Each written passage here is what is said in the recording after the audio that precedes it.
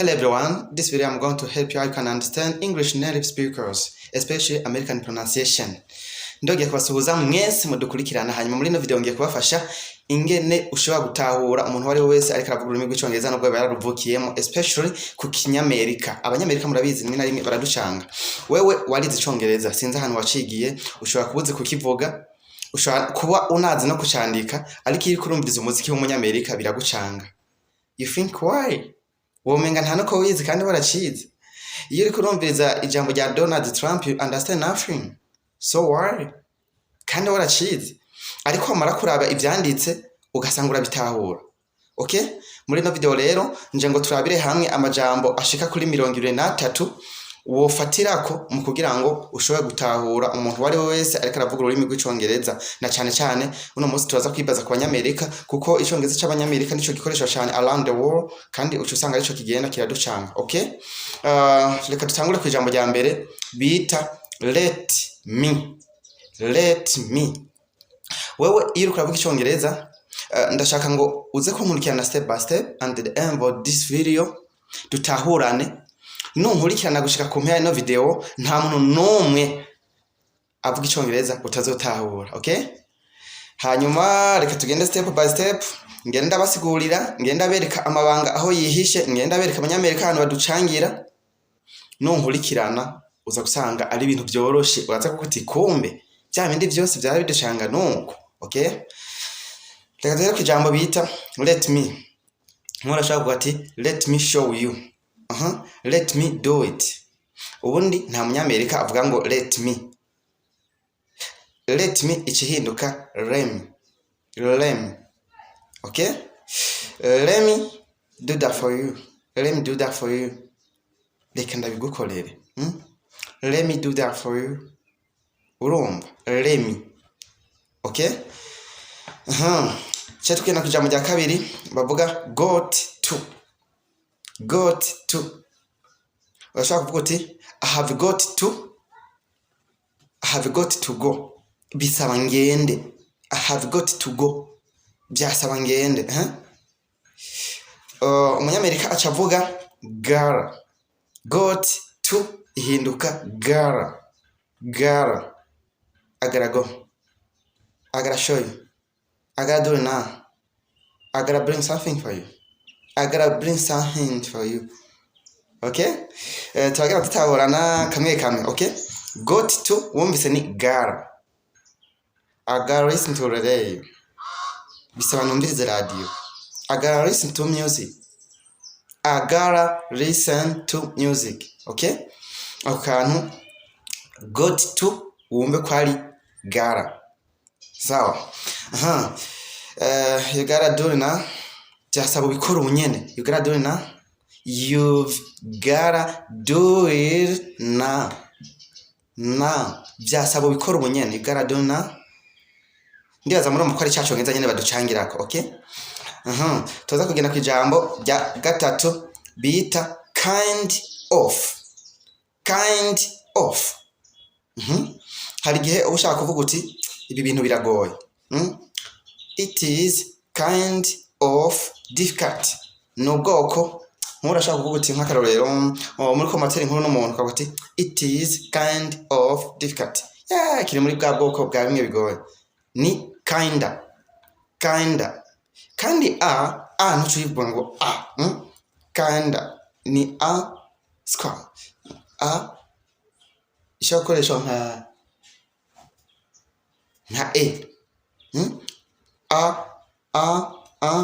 kinda. It's kinda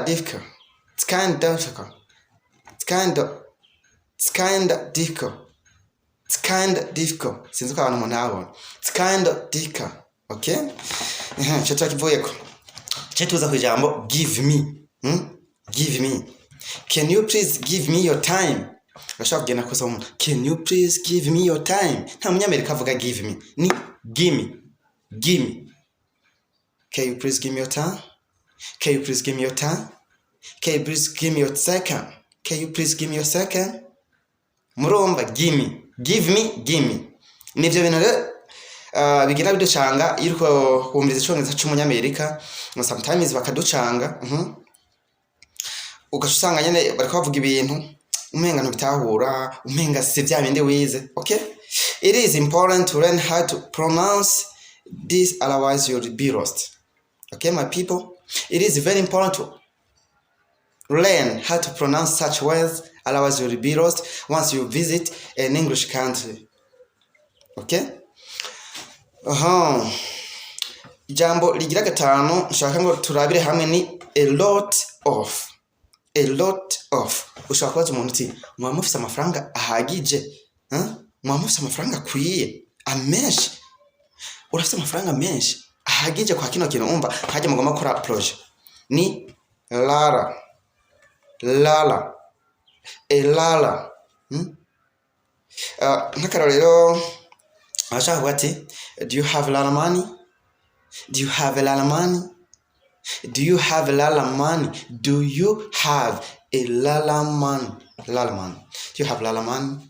Yeah. Nutwanyene abanyamerika bavuga. It is important to learn how to pronounce such words, otherwise you will be lost. I've told you before. Okay, guys? Ijambo rigira gatandatu ni all right. All right. All right ihinduka R. Okay? Mushaka kufisa nk'umwana yitwa Cody, ukacuvuga uti Cody, you gotta go sleep. Cody, you gotta go sleep. You gotta go sleep. You gotta go sleep. You gotta go sleep. You gotta go sleep. Byasaba kuja kuryama, sivyo? All right. All right nakajambo urenza kiri kwavuga icongereza n'umuntu uryohora. You gotta go sleep. You gotta score my. You gotta let me my.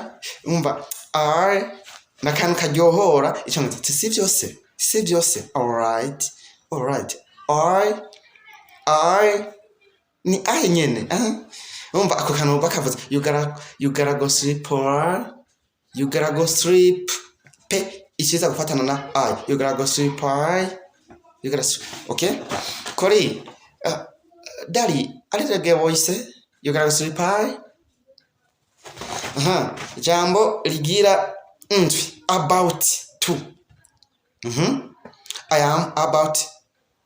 I'm about to show you that. Tinagenda bikwereke. Nagenda gutelefona. I'm about to call you. Ni bara. Ija iza kubivuyemo. Iza kubivuyemo ni bara. I'm about to show you that. I'm about to show you that. I'm about to call you. I'm about to call you. I'm about to show you.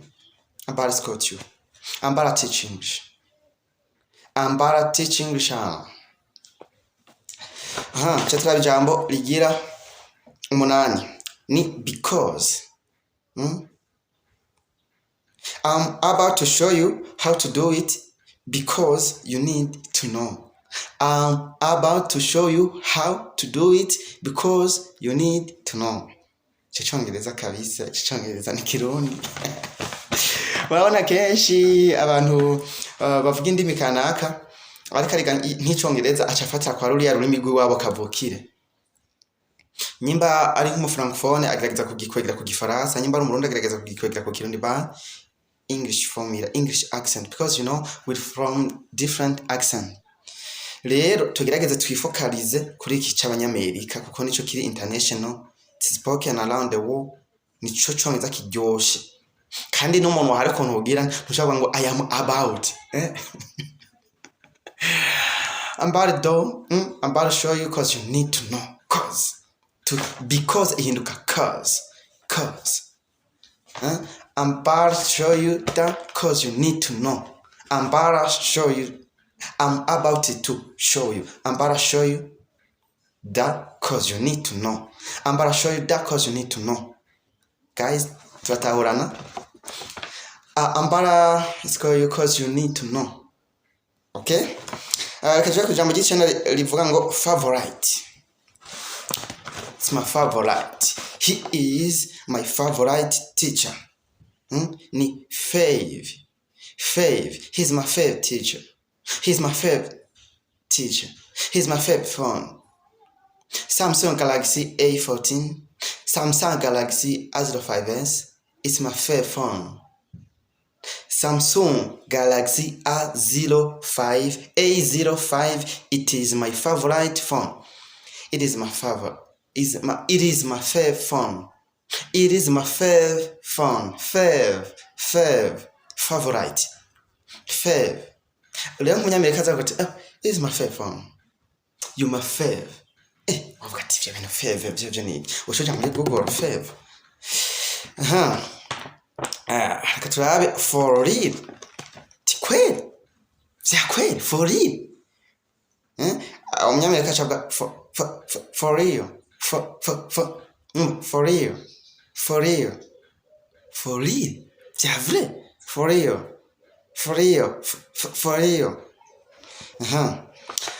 Chetwa jambo rya 11. Jambo rya 11 ni tukoma turabire hamwe ni forget about it. Ati vyibagirwe. Forget about it. Ni forget about it. Forget about it. Forget about it. Forget about it. Forget about it. Forget about it. Don't worry about it. Don't worry about it. Don't worry about it. Don't worry about it. Ntundi kibazo kuri ibyo. Hey, I need my money. Forget about it. Magatawa, forget about it. Forget about it. Forget about it. If you see bagigwe, forget about it. Tuka kwijambo rya 12 nabazaniye ni got you. Kumba gutahura. Nkora turashaka ko tuvuga n'icyongereza ati do you understand?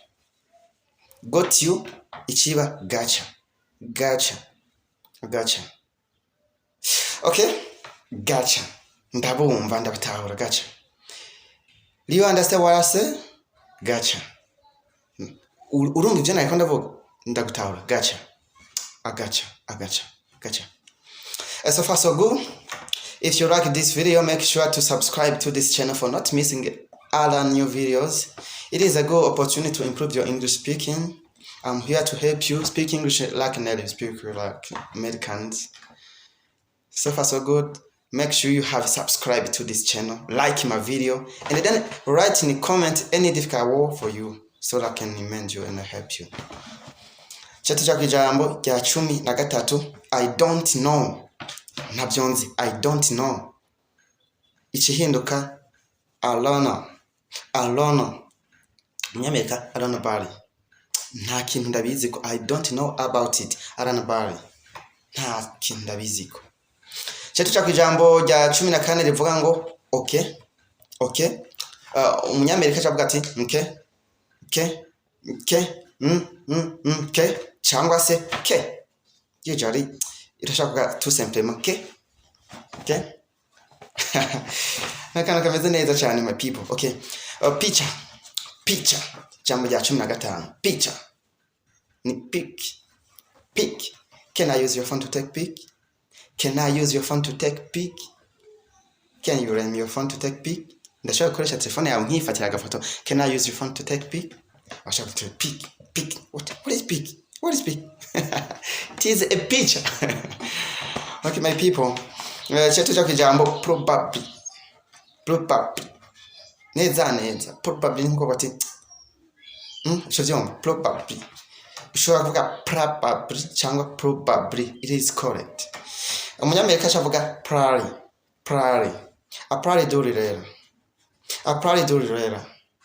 I probably do it later. Later. I probably do it later. I probably do it later. I probably do it later. I probably do it later. I think everyone is understanding me. I think you catch me. Chetu cha kijambo rigira 17 rivuga ngo something. Ni something. I got something to tell you. I got something to tell you. Hari ikintu nshaka kukubwira. I got something to tell you. I got something to tell you. I got something to tell you. So it is very important to pay attention to these words, otherwise you'll be lost.